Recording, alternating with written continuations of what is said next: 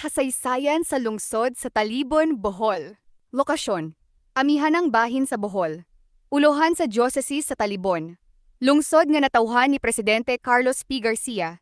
Sinugdanan sa ngalan gikan sa pulong Bisaya nga talibong. Nagpasabot nga sundang o mahait nga pinuti. Daghang talibong ang gihimo o gibaligya dinhi kaniadto. Laing asoy. Gikan sa talibunan. Lugar diin gipahimutang o gitago ang mga hinagiban. Unang panahon ug pag-abot sa mga katsila. 1521.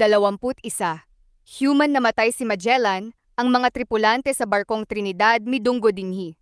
Sila ang unang nagpaila sa Kristyanismo. Gitawag silag mga Kristiyanong Trinidad. Kaniadto sakop kini sa Inabanga.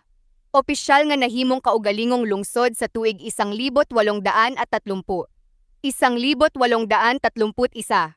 Nahimong parokya nga gipahinungod sa Balaang Santissima Trinidad.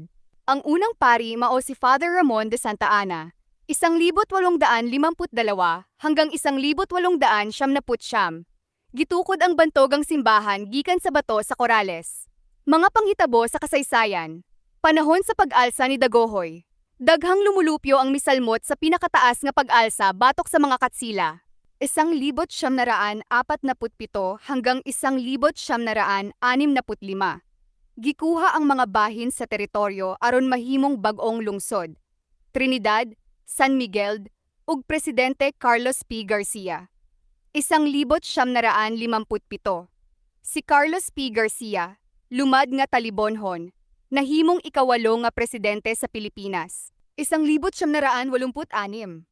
Gitukod ang Diocese sa Talibon, nga naglangkob sa tibuok amihanang Bohol. Kultura ug karon pista. Matag-unang Domingo sa Mayo, pagdayeg sa Santissima Trinidad.